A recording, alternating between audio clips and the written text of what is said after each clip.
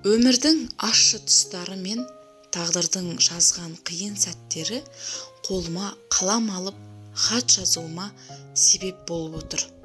Әңгімені соңына дейін тыңдап, каналға тіркелуді ұмытпаңыздар. Жасым 70-тің бесеуіне келген қариямын. Кемпірім екеуміз 5 баланы тәрбиелеп, болашағымыз осы балаларда ғой деп, барымызды солардың аузына тосып, қатарларынан қалдырмай өсірдік.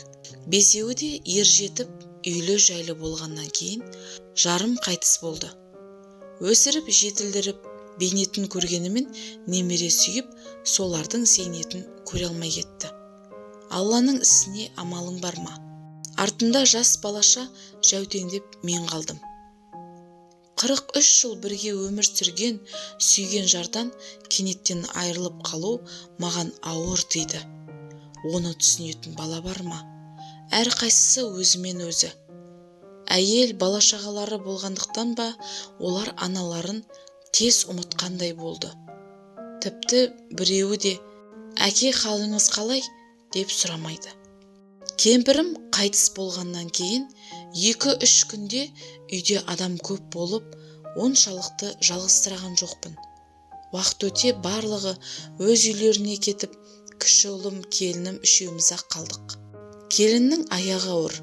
Бала келіншегінің жерік асын тауып келіп, қас-қабағын бағып, жұмыстан кейін сонымен әлек.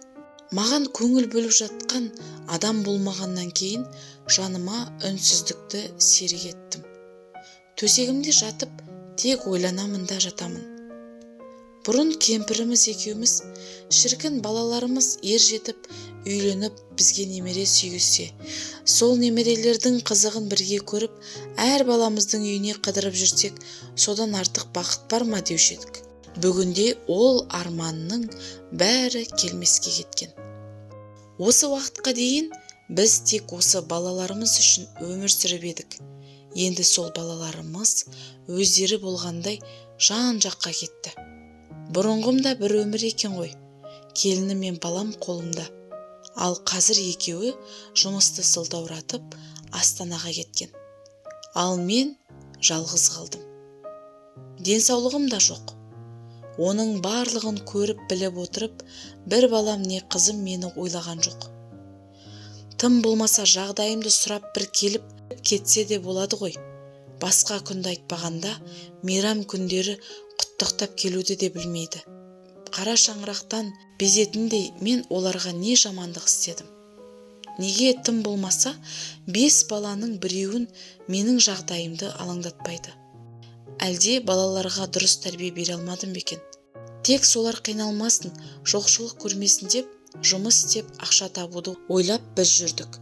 Балаларымыз тас бауыр болып өсті-ау деймін. Бесеуі 5 шақта бет-бетімен кеткен. Зейнетақыма керегімді алып, әйтеуір өлместің қамын жасап жүрмін. Кейде тіпті жүруге шамам да келмей, зейнетақымды алуға әрең барып келемін. Күн өткен сайын кәр адамға қиын болады екен. Жазды күні білінбегенімен қыс ауасында кәдімгідей қиналып қаламын. Биыл жаңа жылда кенже ұлым мен келінімнің Астанаға кеткеніне де 1 жыл болды. Биыл жаңа жылда бір келіп кететін шығар деп сарыла күтіп жүредім. Үлкен ұлға келмейтіндерін айтып хабарласты. Жаңа жылға 1-2 күн қалғанда үлкен ұлымнан олардың келмейтінін естігенде бір түрлі болдым. Оны әжім басқан түрімнен байқап тұрса да, ұлым мейрам күні мені үйіне шақырып, өзімен бірге алып кеткісі келмеді. Не керек? Биылғы жаңа жылды да жалғыз қарсы алдым. Замандастарым да, қатарластарым да қалмаған ғой.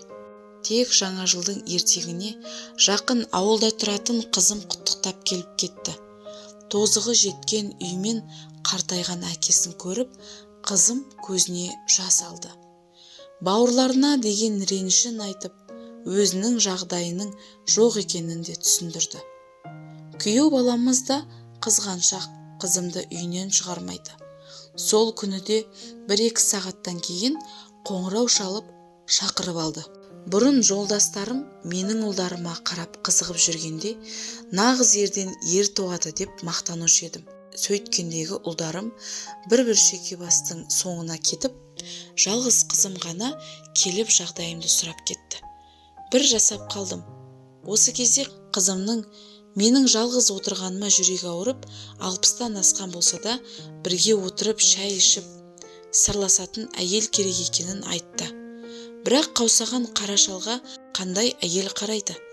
Кемпірім бақилық болған кезде кемпір алып елге масқара болар жағдайым жоқ. Ендігі менің тілейтінім, Аллахым жанымды қинамай, ауыртпай алса екен. Құдайдың тұз дамымды тауысқан күнін күтіп отырмын.